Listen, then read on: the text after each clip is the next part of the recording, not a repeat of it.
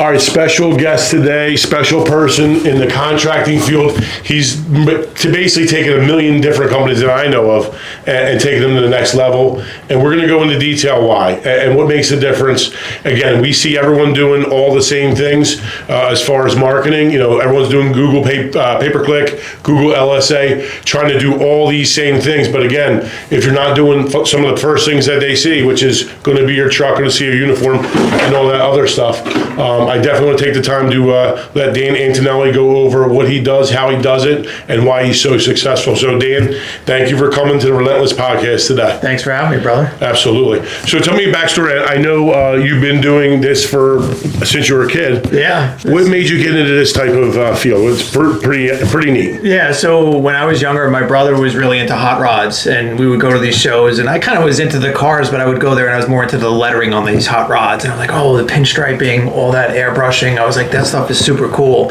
So I really started out in learning how to do hand lettering, hand painted pinstriping, and airbrushing. So I was 15 years old, and my buddies were coming home from high school and going out partying, and I was going in my backyard lettering alphabets. That's beautiful. And learning how to do truck lettering and things like that. So that was 41 years ago. I'm 56 now. So that's right. I literally hand lettered my first home service truck for a chimney company when I was 15 years old in my parents' backyard for $200, and just got the bug and just loved seeing my work out in the space, and it just made me really proud. And I still get that feeling now. Driving down here is so funny. It was on 295. One of my clients that I never saw the van in person, but it was there. I was literally driving, trying to videotape it, and it still makes me proud that we get to change people's lives with brands that we build. Absolutely. And, it's 3,000 home service brands that we've had the pleasure of creating, and it's mind blowing sometimes how much impact we've had. Yeah, that's amazing. So to be able to find, especially that early in life, what you're passionate about, and then to still have that passion 40 years later is actually amazing and commendable. Yeah. So I think for me, it was obviously around 19 or 20 where I go, hey, that law enforcement military thing that I was doing, I loved it, but it wasn't really my passion. And then again, doing stuff for people, and then coming back and again, they see my little van on their, magnet on their refrigerator. Yeah. I knew now, hey, I wasn't there for a bathroom anymore. It's time for a kitchen. Yeah.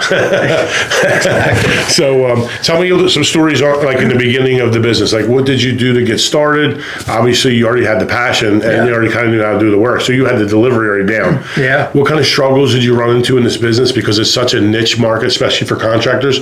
All they're worried about normally, because again, they're usually on the tools. They don't understand the marketing side. Right. Yeah. When I first started, I went to every sign shop in Staten Island. That's where I grew up. You hear a little New York accent maybe in me.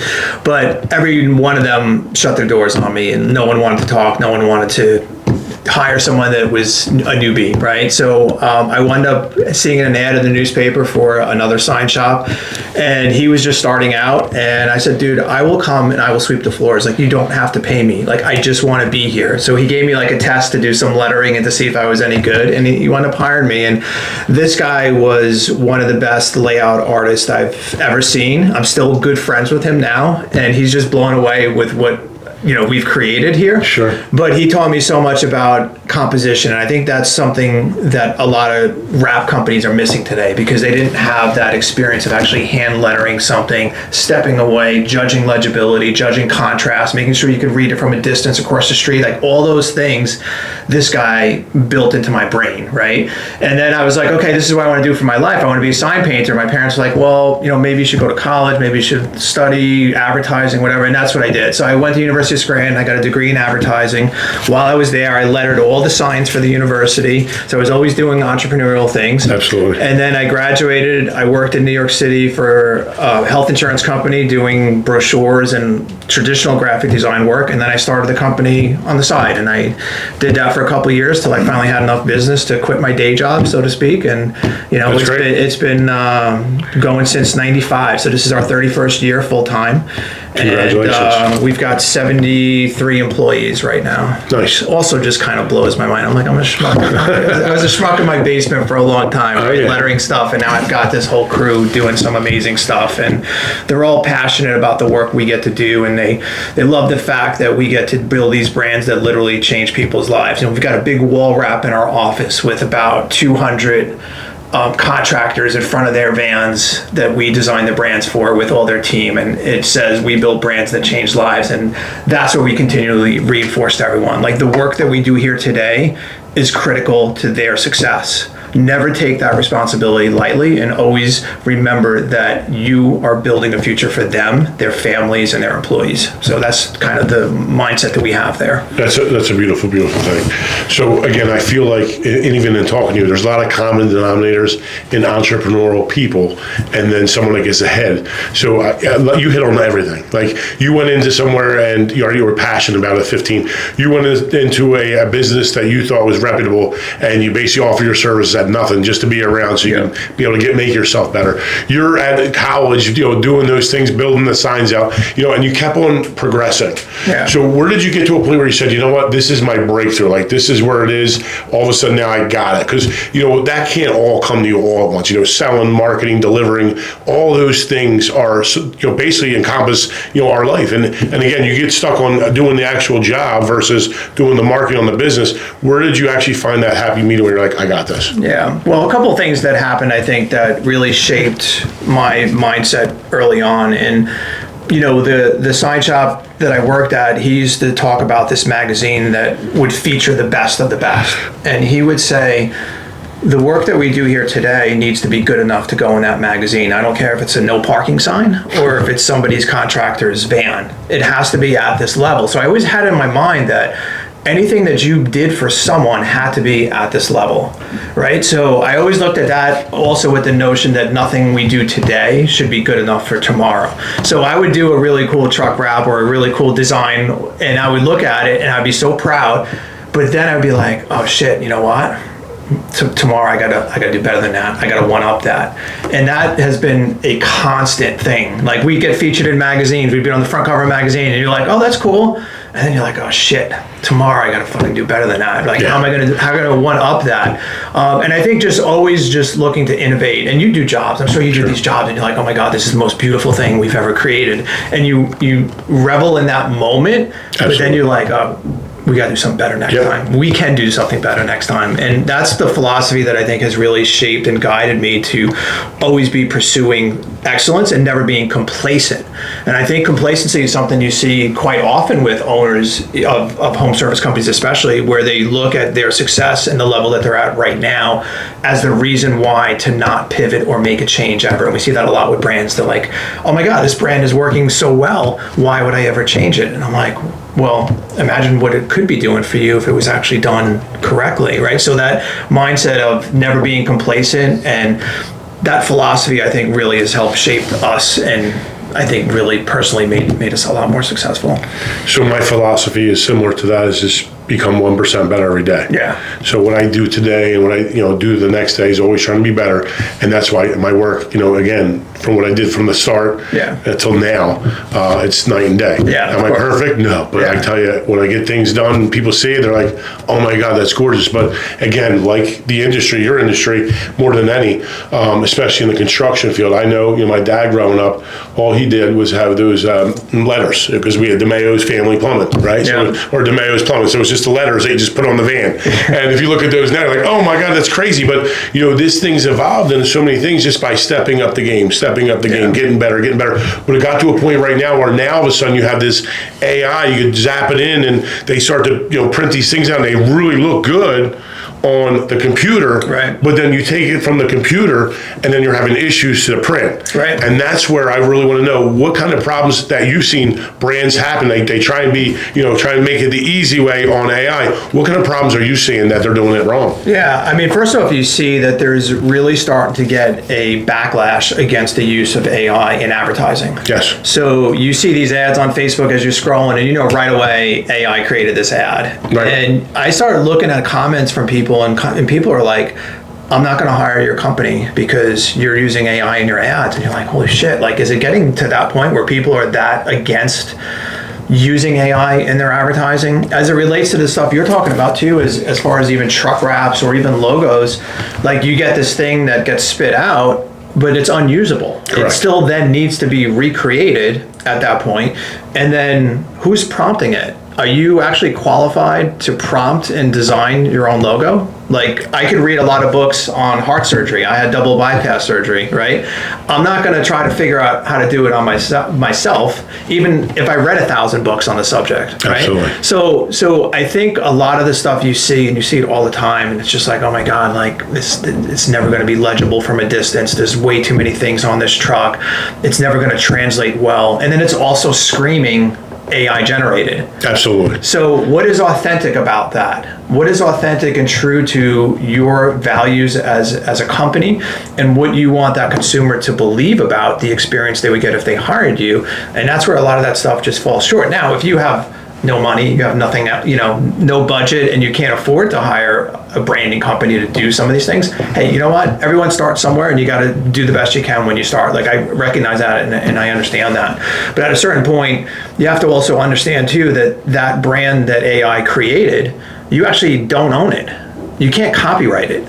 So there's nothing stopping someone else from having essentially the same exact image as you, and you having no actual intellectual property rights to defend it. So there's legal issues that surround it too. So like, I always just caution people, if they're going to go that route, just recognize the fact that you may not even be able to own your actual logo or trademark it at a certain point because it was actually generated by AI.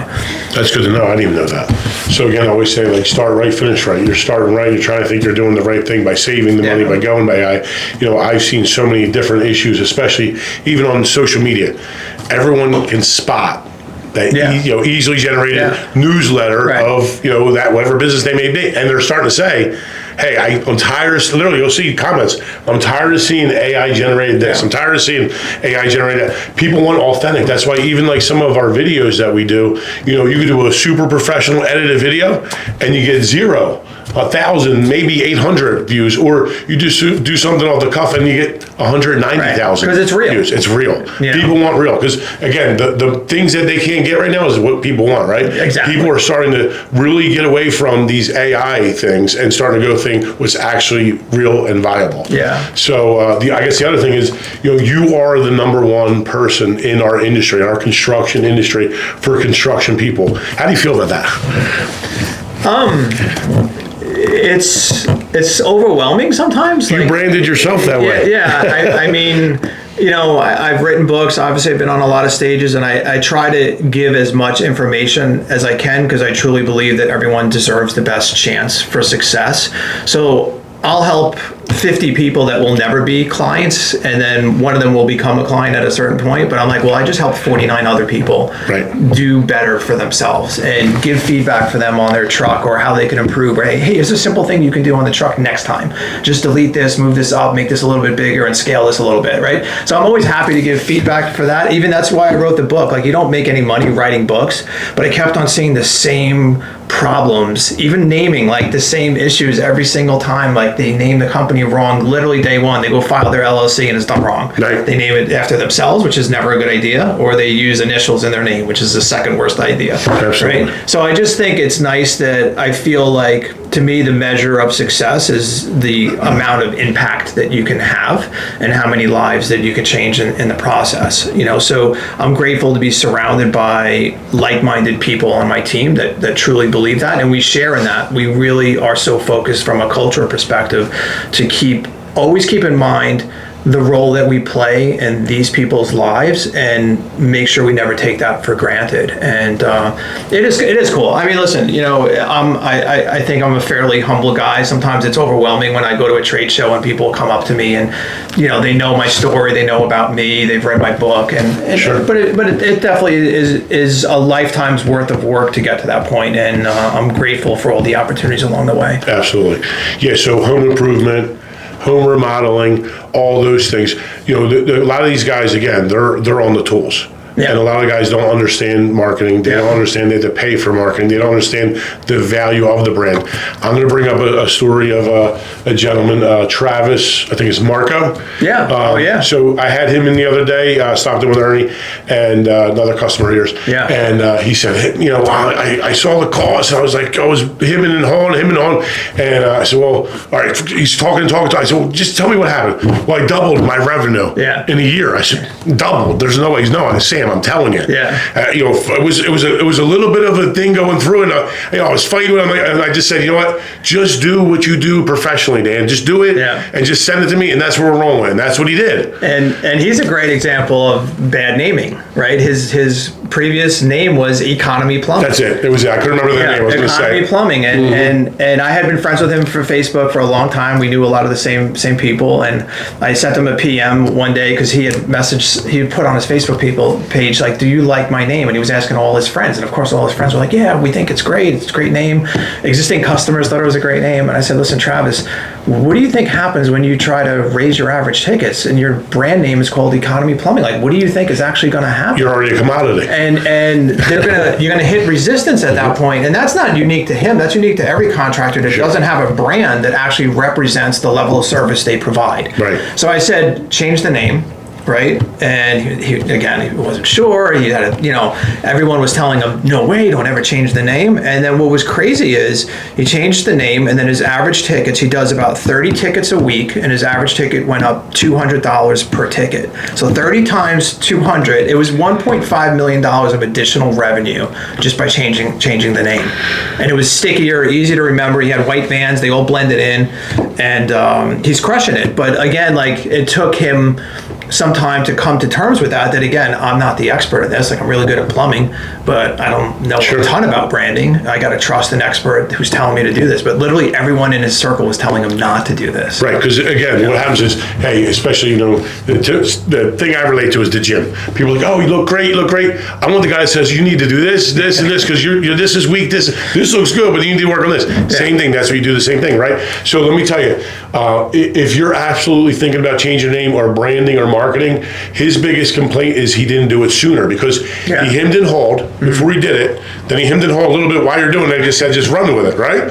So again, if contractors think about it, if it's in your head to do the branding, and because there's proof of concept, Travis is the perfect example.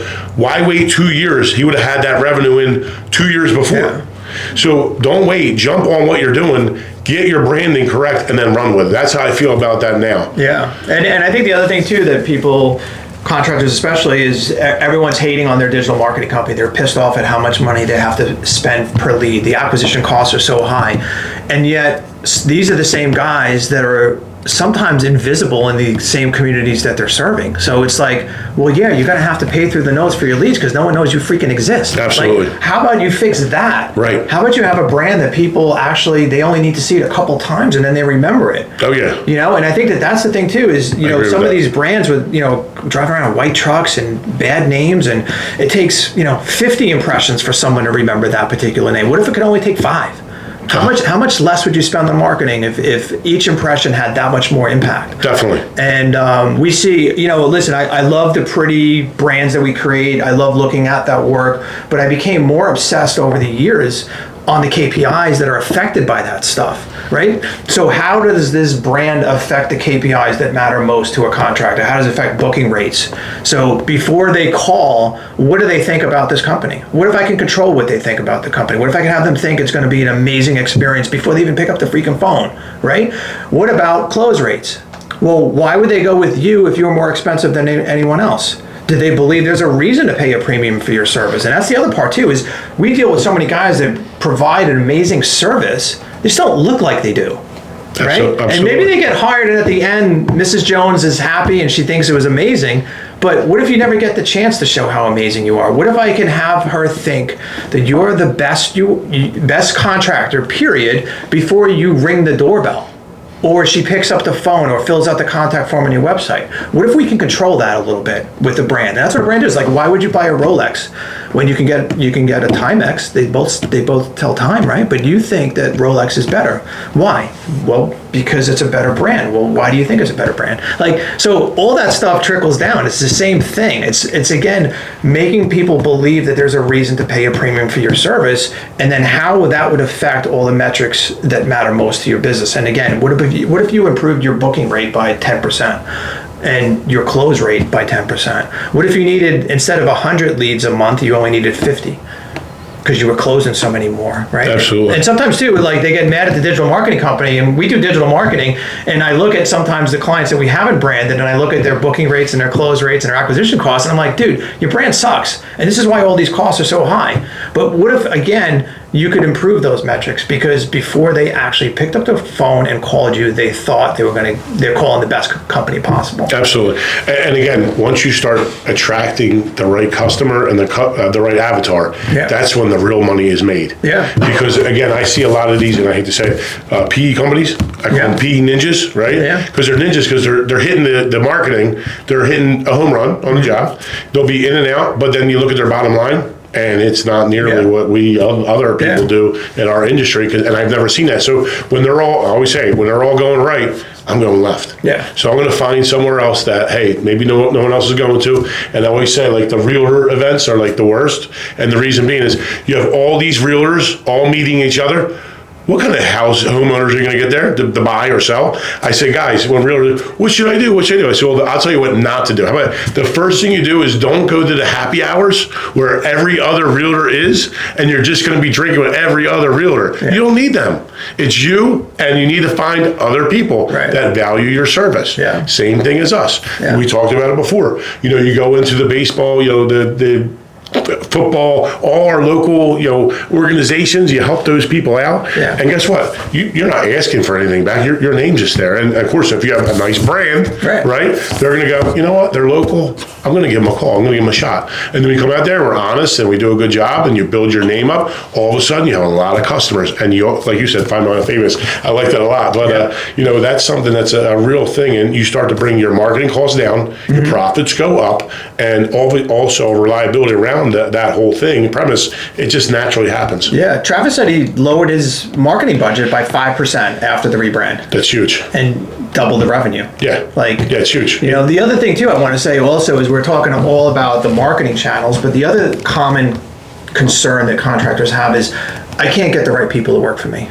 I can't find anyone. No one wants to work for me. It's so hard to find good talent. And then you look at the branding, you look at the truck that they're going to drive, the uniform they're going to wear, and what they're going to represent. And I'm like, I know why no one wants to work for you, because you don't look like a company that I want to be a part of. Absolutely. We did the rebrand for Tommy Mello. Right. Tommy Mello was $30 million in revenue when we rebranded A1 Garage. And he talks about it all the time, night and day, what that did to help attract A+ players, because they saw they're getting a brand new truck. They saw they're getting this awesome uniform and the whole toolkit that they're going to get. And they were proud to be a part of that organization. So again, when you have recruitment problems, sometimes you have to be introspective and look at yourself in the mirror and say, does this look like a company I want to be a part of? Would I wear this hat off hours? And people don't look at brand as something that is indicative of why an employee chooses to work for a company or not. So one of my biggest questions from like newer contractors, or even contractors who've been in business for 10 or 15 years, how do you hire the right people, or how do you find these people, right? And when you have the right brand and you have the right culture, you don't find them, they find you. Yeah. I really believe in that. 100%. And I believe it manifests too, but I gotta tell you, like literally every single day people call me and they want to work for us. They work for other companies, and they just see how happy our employees are, right? They see what we do, we see how we do it, and I say I'm the most uncorporate corporate company you'll ever meet, right? Because we have 75 employees on one side, 30 employees on the other side, and we really have fun every single day. It's work, we get it done, but we have fun with anything that we do, and I really feel that was the most important part of me breaking through, and again, treating people right. So a lot of, I hate to beat up PE companies, I know you work with them, but PE companies they're worried about the spreadsheet, right? If I put in this much in marketing, budget, throw more money, get more leads, get more appointments, and close. So all that thing flows. I get it. You put the dollars into the machine, right? And you get this, and then you get the leads. The leads come into the appointments. Points come into the sales getting delivered, right? But you're missing one key ingredient. If you don't worry about the employee and what they do and how they do it, and actually say, hey, what is it that's going to make them tick and make them happy, so that the customer can experience a happy employee versus an unhappy employee, not just a spreadsheet, then I feel like that's when you really, really take your business to the next level. Yeah. And that's what I'm noticing now. And that's what they can't compete on that, because they don't focus anything on culture. You know, it is a lot of just looking at spreadsheets and Sure. bottom line stuff. And that's the other thing too, when you look at local contractors and how can they compete with PE in the space, what can they be doing differently? And I always say invest in the community that you're serving, sponsor the Little League, sponsor the softball team, the soccer team, go to every single community event that you possibly can and get your brand in front of the people that you're serving. And then not only that, when you are selling to a homeowner, make sure that you talk about the differences between being family owned versus being PE owned. And a lot of guys, they complain about PE, but they're not actually doing anything in their marketing channels to address it. So Sure. we literally have scripts for some of our clients that before they even get to the home, a text goes out saying, hey, you may have heard some changes happening within our industry. We want to let you know that XYZ company is still family owned. We're part of this community. We grew up in this community. My children went to high school here, and we're proud to serve this community. And so we're priming them to have them understand that the people that they're getting estimates from, they're owned by bankers in a different state. They're not even part of this community. So just leveraging that to your advantage and not always being so afraid that, oh my God, PE's beating the shit out of me. Well, what are we doing to actually counter that and speak on that? Sure. That's a great point. I actually like the whole tip of that. We do send a text out, but I like how you added that in there. We just do a picture and we'll be there in 30 minutes. Yeah, that's good too, but I like that way better. Yeah. Because that's 100% true. Yeah. So what's some of the tips that you can give maybe someone that's brand new in business, if they're just getting started, what will be 3 things that you'd give them as advice in their marketing and branding journey? Definitely name the company correctly is the number one thing that most do wrong literally from day one. So avoid using your last name, avoid using initials, avoid using generic terms that sound like search terms. People are like, oh my God, make your company sound like a search term. I'm like, oh, so now I can compete on my own brand name with 1,000 other people who are trying to get number one for that. So look at that. I would definitely say wrap your truck, and that's a really effective.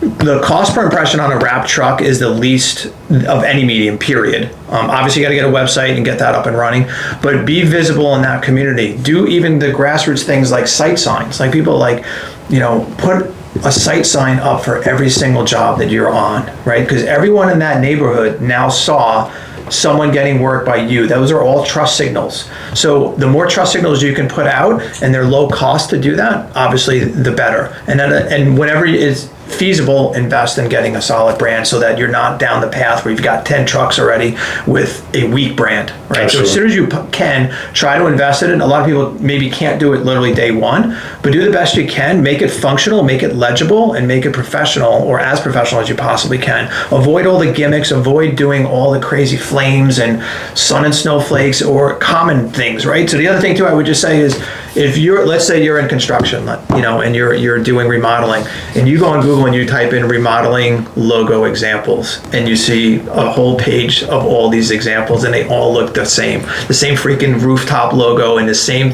look.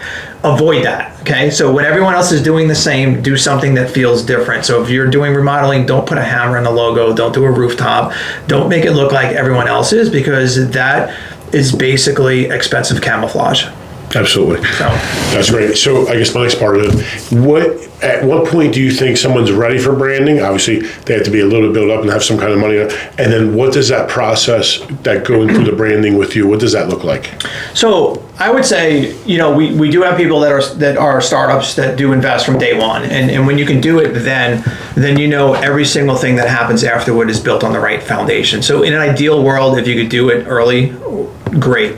I would say most of our clients are generally, on the lower end, 300,000, and we've done people 40, 50 million, right? But I would say on average our clients are around 1.5 to 2 million in revenue, roughly. Gotcha. And again, they get to this certain point where the brand no longer represents who they've become.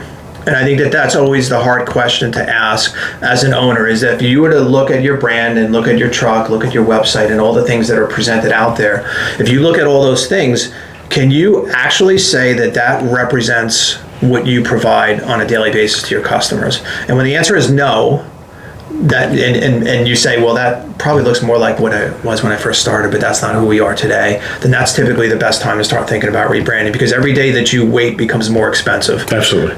You know? So when you find your identity, I call it identity, Yeah. right? Yeah. You start as economy plumbing or whatever he was, right? Yeah. That might have been his identity then. Hey, let me offer cheap plumbing services, because in his head, that's what he thought was a Yeah. great thing to do, not knowing that's absolutely the worst thing you could do, Yeah. right? Because what are you going to attract? You're going to attract, I call them bottom feeders, Yeah. right? People coming in and go, let me call this guy, he's going to be super cheap, and I don't really care, right? Yeah. And then when he changes around the plumbing pals, now it's something that it's an eye catcher, Yeah. but it's not too much where you get lost there. Because I love artwork, I looking at it, but not driving by. Yeah. It needs to be quick. Ooh, there he is again. Ooh, there he is again. And you one thing to touch on what you said about if you were just starting out, what else should you do? One thing I would just say also too is investigate your competitors in your market. Sure. And learn what colors they're using, learn what their brands look like and their trucks look like, and whatever they're doing, do the opposite. Got it. Because you want to own your colors in your market. So if everyone is using black and red, as example, you're using black and red, Right. then make sure you're not black and red. Because Sure. I don't want to be confused with your brand. No. You've already conquered the market here. Why would I ever want to put something out in your market that people might confuse me with your brand? Absolutely. So maybe you should be purple and apple green, because no one in this market is purple apple green,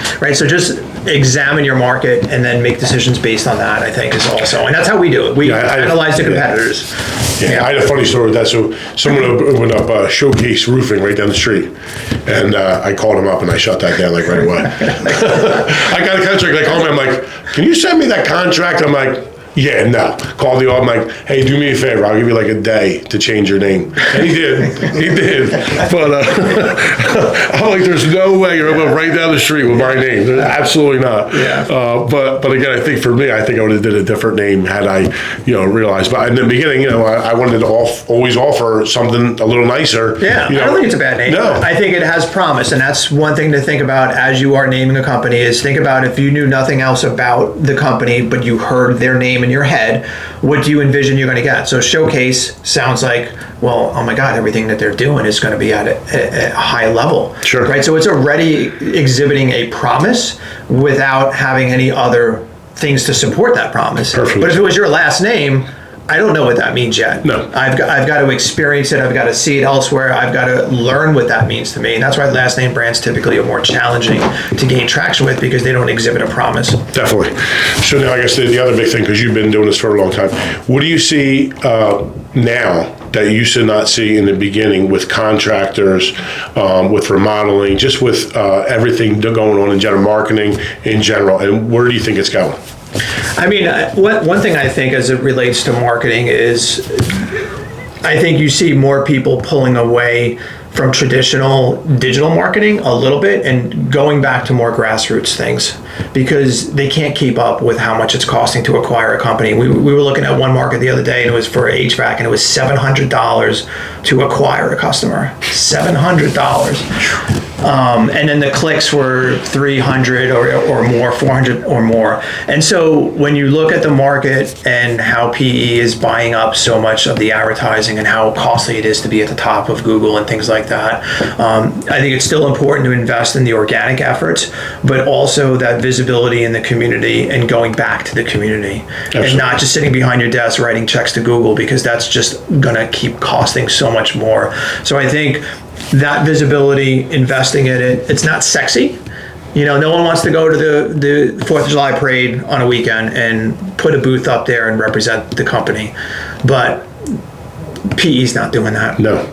You know what I mean? Yep. And so I think I see a little bit of a shift with that, for sure. I think also one thing I would say too is it's amazing how much AI fatigue people have. And I think for contractors, there's a lot of talk about how you have to do your website in a certain way and how you have to rebuild your website so that it's going to show up for all the AI search and things like that. And the traditional ways of doing digital marketing and SEO are already built to address AI to a certain extent. Make sure you're getting the reviews, make sure you're posting tons of content, do all those things, but it seems disingenuous, some of the tactics, and I sort of call it like snake oil tactics, where they're like, oh my God, if you don't change your whole website, you're gonna get left behind. And last month, as it relates to digital marketing and revenue generated from AI, it was less than 2% on HVAC. Less than 2% of all revenue generated came from someone using AI to search to find them. So let's not get crazy. Yep. It's going to come. It's going to maybe slowly ramp up, and it's going to be a part of the mix. But if you're doing all the things that you should be doing already, it's not something where you suddenly have to rebuild your entire website so that it's AI friendly or any of that bullshit. Like, Absolutely. to me, there's just a lot of snake oil shit being talked about as it relates to AI in the market. For sure. Yeah, I feel like AI probably will have a big effect later on. Right now, it's just the opposite, right? Yeah. You're spending, or I know I'm spending so much time trying to learn Claude, ChatGPT, whatever that next shiny carrot may be today, because today this is great, but tomorrow there's another one, right? And then in a year, everything that took you 4 hours to do today will take you 30 seconds. Yeah. So yes, I say use it as an aid, but the old grassroots, you can't beat that. Like literally in the beginning, like I had no money for marketing, so my marketing was my cell phone, driving by, seeing contractor signs, calling them up, telling them I'll be their flooring company, right? I will showcase flooring. Yeah. So I'll say, hey, I'll come in there, I'll put on your shirt, I'll sell the job, I'll add the money on, I'll give it to you, whatever you need to do. I never waited for the work to come to me. And even when I did my first building, I bought a building and it was a 4-unit. I was 22 years old. I started a retail store, right? Showcase flooring. It was in a basement, right? It was in a basement in Pine Hill, where the median income there, I think, was like 32,000. By the way, after doing my statistics in my head 10 years later, I realized no one in that area ever hired me because they couldn't afford the carpet, because everyone was blue collar and they all do the work themselves. So when I came in there, I gave them a tile price for $4 a square foot, which I never would do now. They would go, oh my God, you're absolutely ridiculous. I'm like, $4? Well, it's only $300 for your little bathroom. I don't understand, to do your floor. And again, my backsplash, perfect example. I would do $300 for a backsplash. Now we charge $2,000 for a backsplash. And they would basically say, hey, 300 is too much. I'm thinking, well, I don't know how much less I could do it for, right? But then again, it's me learning my business. So, and as I grew, I did so many houses, and just from doing good work and being good to people, that stuff came back to me. And now, we do, just in my main business, we do over $15 million, and that's all referral. I don't spend not one penny, other than, wrapping my trucks and all that stuff. We do social media now a lot, so I get a lot from that, but that's all organic in that space. Now, learning the SEO, oh, by the way, I never even had a website. So, people are like, you have a website? Not really. I did a website like 3 years ago by a guy who really wrote to me and goes, hey, I'll do a website for free. I'm like, I don't need this scam. Sound like a scam. He did it, and it works. And now I see the money. I'm like, my God, I left $2 million on the table every year without even batting an eye. But in my head, that's what was the old school, mentality. And now I see what branding and what marketing and what all that can do for us. Yeah, absolutely. So Dan, I want to thank you for your time today. Is there anything else you think that we missed that you want to touch on for contractors today in this day and age? Hey, buy the book if you want a crash course on branding your home service business. It's why I wrote it, and I think there's tons of great content. And even if you've got an established brand, I think you'll learn a lot from that book. And where's the spot they can buy this book? You can get it on Amazon, or you can get it on our website at kickcharge.com/books. Great. I appreciate you for coming in to the Relentless podcast today. Thanks, man. And hope to see you soon. Appreciate it. Thanks, brother. So, awesome.